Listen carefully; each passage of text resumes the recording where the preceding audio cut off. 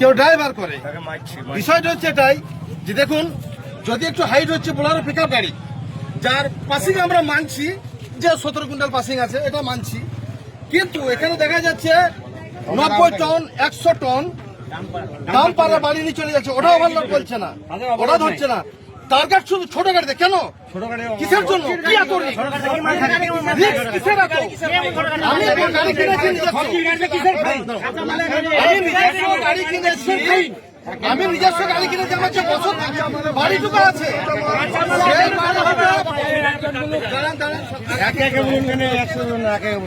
আমি যে গাড়িটা কিনে আছি বর্তমানে আমি চালাচ্ছি, যে গাড়িটা আমার সংসার বর্তমানে কি অভিযোগ?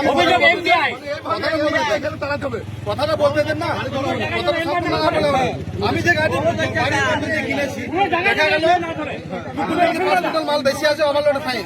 আচ্ছা ফাইন দিচ্ছে, ঠিক আছে, আমাদের বক্তব্য হচ্ছে গাড়িটা ফাইন দিচ্ছে, গাড়িটা ছেড়ে দেন না, মার্কিং করছে, চেয়ার আছে।